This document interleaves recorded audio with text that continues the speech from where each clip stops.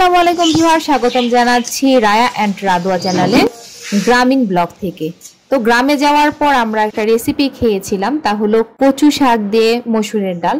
তো সেটা আপনাদের সাথে আজকে শেয়ার করতে যাচ্ছি। পার্সোনালি একজন কমেন্ট করেছেন আমি যেন অবশ্যই একটা ভিলেজ নিয়ে ব্লগ তৈরি করে আপনাদের সামনে হাজির হয়ে যাই। মিস মামুনি খাতুন কমেন্ট করেছেন, আমি পেঁয়াজ, অ্যালোভেরা আর নারকেল তেলের রেমেডিটা 2 সপ্তাহে অ্যাপ্লাই করেছি, মাশাআল্লাহ আমার অনেক বেবি হেয়ার বেরিয়েছে। আরেকজন কমেন্ট করেছেন অনেক সুন্দর হয়েছে। তো দুজনকে আন্তরিকভাবে অভিনন্দন জানাচ্ছি। তো আজকে হচ্ছে কচু শাক দিয়ে মসুরের ডাল আর হচ্ছে কাঁচা কাঁঠাল রান্না করা হবে দুপুরে খাওয়ার জন্য। আরেকজন কমেন্ট করেছে আমি দিয়েছিলাম, খুব ভালো রেজাল্ট পেয়েছি। তো বুঝতেই পারছেন যারা যারা হচ্ছে রায়া এন্ড রাদোয়া চ্যানেলের হেয়ার কেয়ার টিপস গুলো দেখেন, ফলো করেন, তারা কম বেশি সবাই বলতে পারবেন যে কতটুকু উপকৃত হচ্ছেন চুলের যত্নের ব্যাপারে। তো এখানে প্রথমে আপনারা কচু শাক আর হচ্ছে মসুরের ডাল একসাথে সিদ্ধ করে নেবেন। তো ডালটাকে আগে থেকে একটু ভিজিয়ে রাখতে হবে ভালোভাবে হচ্ছে সিদ্ধ হওয়ার জন্য। আর তখন আপনারা হচ্ছে সামান্য পরিমাণে লবণ, মরিচের গুঁড়ো, হলুদের গুঁড়ো এই 3টি উপাদান একসাথে দিয়ে ঢেকে তারপর হচ্ছে বসিয়ে রাখবেন।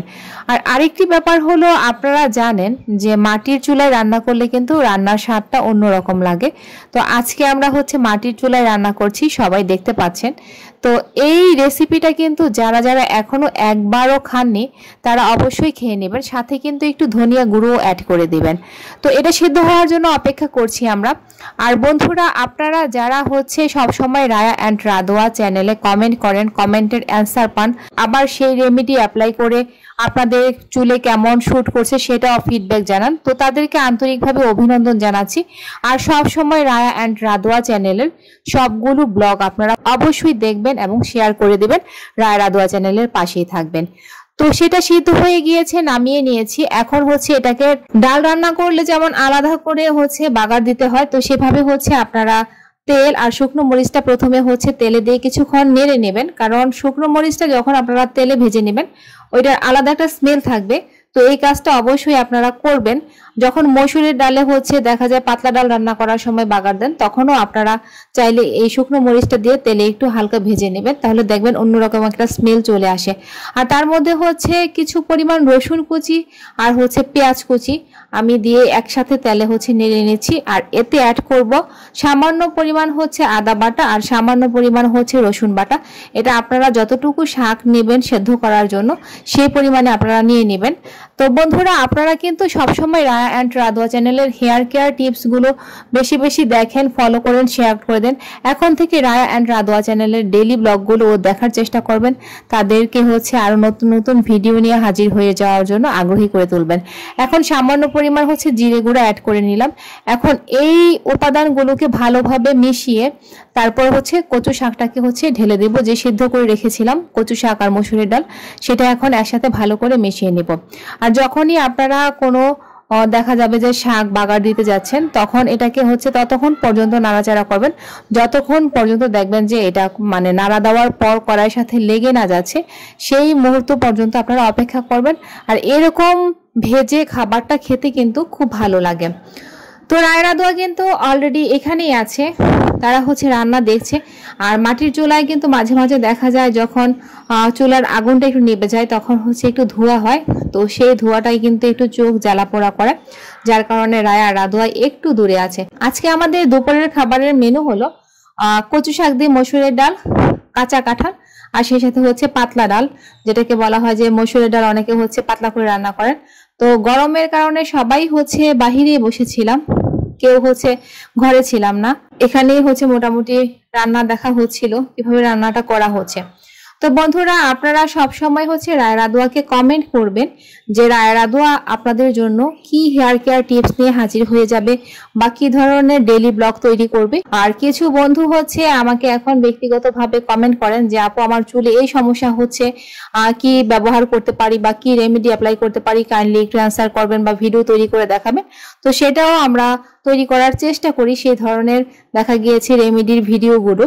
তো এই রেমেডিগুলো অ্যাপ্লাই করে কিন্তু সবার চুলে যে কাজ হচ্ছে তা কিন্তু না, কারণ সবার চুল একরকম না, সবার চুলের ধরনও এক না, যার কারণে হচ্ছে দেখা গিয়েছে যে কারো কারো বেনিফিট হচ্ছে, কারো কারো একটু কাজ হচ্ছে না। তো সেই ক্ষেত্রে তারা করবেন কি, একটু চেঞ্জ করে নেবেন, দেখা গেল যে তেলটা একটু পরিবর্তন করে নেবেন বা যে ব্র্যান্ডেরটা ব্যবহার করছেন সেই ব্র্যান্ডটা একটু চেঞ্জ করে নেবেন। তো আমার কিন্তু মসুরের ডাল দিয়ে হচ্ছে কচু শাকটা রেডি হয়ে গিয়েছে, দেখুন এরকম হবে কালারটা, আর খেতেও কিন্তু খুব মজা হবে, কারণ এটার ঘ্রাণটা অন্যরকম লাগছিল। আর কাঁচা কাঁঠাল রান্না করা তো অনেকেই জানেন যে ফুটন্ত পানিতে হচ্ছে সামান্য পরিমাণ হলুদ দিয়ে তারপর সেটাকে যখন পানিটা ফুটে আসবে তখন কাঁচা কাঁঠালটাকে হচ্ছে সেদ্ধ করে নিতে হবে। তো এই ছিল আজকে গ্রামীণ পরিবেশে কিছু অল্প স্বল্প রান্না। আর মাশাআল্লাহ রায়া রাদুয়া সব ধরনের খাবার খেতে চায়, তারা কখনোই না করে না যে আমি এটা খাবো না ওটা খাবো না, তারা সবজি থেকে শুরু করে সব ধরনের খাবার খেতে চায়। এবং মাশাআল্লাহ দুজনই হচ্ছে মানে কম হলেও সব খাবার টেস্ট করার চেষ্টা করবে। তো আমি ভিডিওর ফাঁকে হচ্ছে রাদুকে খুঁজতে যাচ্ছিলাম যে রাদু কোথায় আছে, সে তার পাখি রেখে এখন দেখি ওরা কোথায় আছে। দেখেন তারা একদম কর্নারে এসে দুই আপু চুপ করে বসে একসাথে খেলা করছিল, আর বাটিতে করে কি জানি খাচ্ছিল, সেটা আমার সঠিক মনে নেই যে রাদু বাটিতে করে কি খাচ্ছে। আর দুই আপু হচ্ছে আম্মুকে দেখে একটু মানে আশ্চর্য হয়ে গিয়েছিল। তো সব ধরনের রান্না মোটামুটি হয়ে গেছে, এখন শুধু বলেছিলাম যে মসুরের ডাল পাতলা করে রান্না করব, সেই রান্নাটা বাকি আছে। আর এটা তো অ্যাজ ইউজুয়াল সবাই জানেনি কি ধরনের কিভাবে রান্নাটা করতে হয়, তো যার কারণে এই রান্নাটার রেসিপি আর শেয়ার করার মতো আমার কাছে মনে হচ্ছে না। তারপরও একটু অল্প পরিসরে দেখিয়ে দিলাম যে কিভাবে হচ্ছে আপনারা মসুরের ডালের বাগারটাও দিতে পারেন, আর এতে করে হচ্ছে স্বাদটা অন্যরকম লাগবে। অনেকেই আছেন যে ডালে বাগার দিলে পেঁয়াজটা সাদাই রাখেন, সাদা না রেখে একটু বেরেস্তার মতো হালকা লাল করে বাগার দিয়ে দেখবেন যে ডালটা কেমন লাগে খেতে।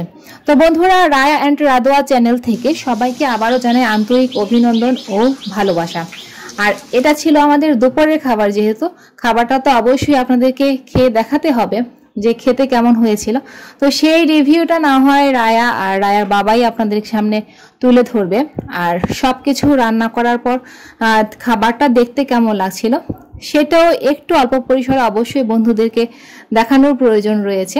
তো যার কারণে হচ্ছে সবগুলো রান্না একসাথে টেবিলে যখন রেখেছিলাম তখন দেখবেন যে এই খাবারটার কালারটা হচ্ছে কেমন লাগছে। সবাই রায়া এবং রাদোয়ার জন্য দোয়া করবেন যেন রায়া রাদোয়া সবসময় সুস্থ থাকে। তো সবাই ভালো থাকবেন, সবার সুস্বাস্থ্য কামনা করছি।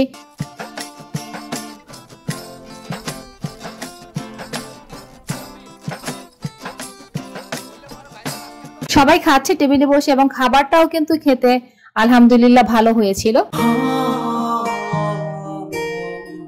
অবশ্যই তাদের জন্য দোয়া করবেন, তারা যেন ভালোভাবে সবগুলো এক্সাম দিতে পারে এবং দুইজনই যেন আবারও প্রথম হয়।